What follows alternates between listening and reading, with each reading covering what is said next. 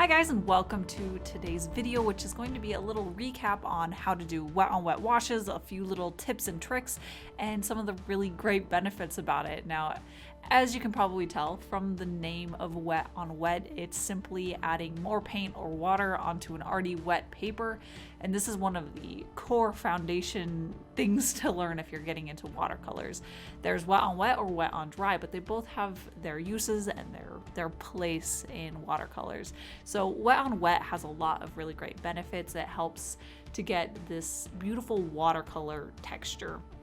Now, almost always when you're looking at another piece and it has that look that's very watercolor specifically, and you can see how the colors mingle together and have a life of their own, it's almost always through wet on wet, where you allow the paints to mix with other paints and follow the path of the water. And that is something that the more you get hold of how to do it, the more you can use that in your watercolor pieces.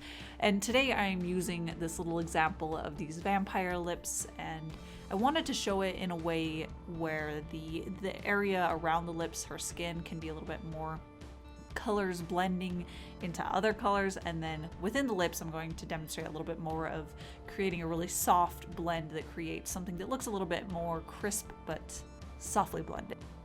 Okay, so the first little tip that I have is to either use a paper block or to tape down your paper. The reason for that is that you're adding a lot of water and then adding even more water on top of that. And when you're worried about a loose piece of paper buckling, it can really hold you back from adding as much water or paint as you'd like.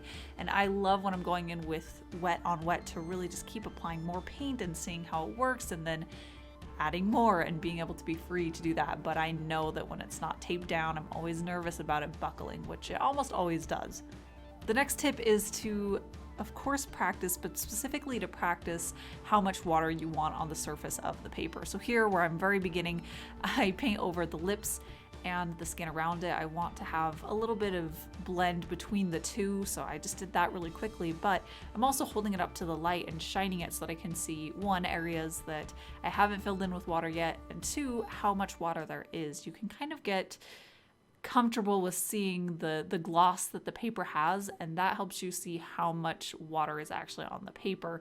If you go too light with the water, it can get absorbed quickly into the paper, and then it drags and it has a really dry quality to it, and you won't be able to get this free flowing soft texture that you want out of your wet on wet washes. And if you have too much, then it can create kind of this flow on top. I've noticed this a lot when I put too much water, where the pigments suddenly are just so much farther away than I meant them to be. It's a little bit more out of control. So I find that there's kind of this perfect medium of how much water I like on the paper to be able to control where the paint generally stays, but it still has enough water to slide around and mingle together.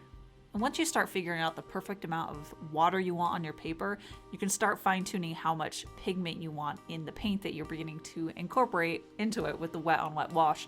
I tend to prefer having a little bit more paint within the wash than I normally would with, say, a wet on dry application. And the reason for that is because I like to be able to go in with a little bit more saturation and pigment, and then control where it goes with the brush and let it spread out in certain areas and stay concentrated in others.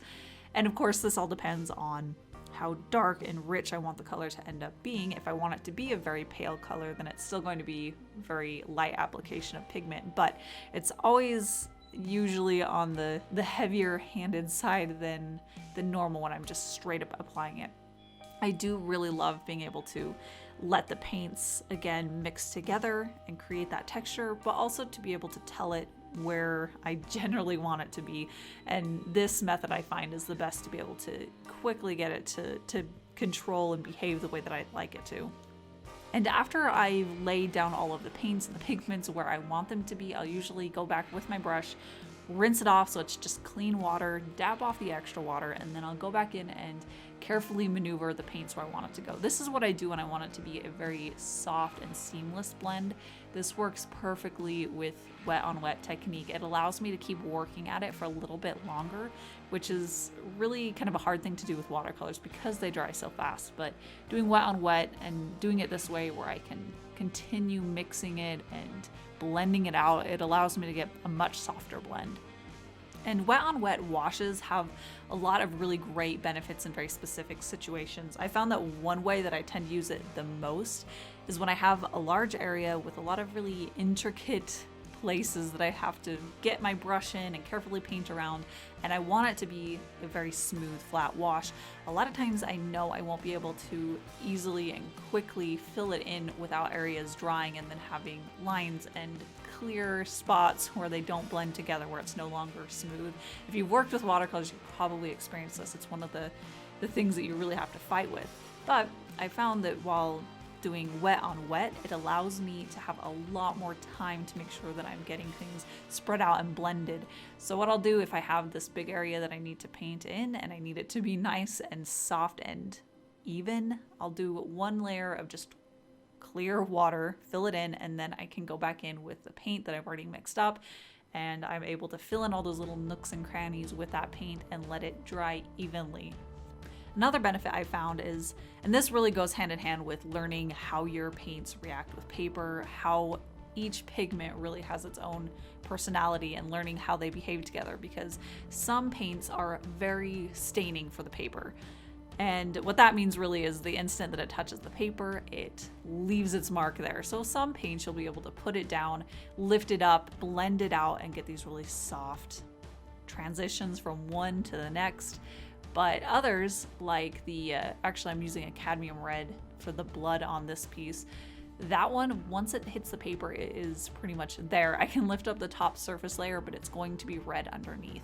And in a lot of applications, I want to be able to blend it out and provide a little bit of a softer transition between two areas, or I'm not 100% certain on exactly the placement of how I want the color to be and I want to build it up.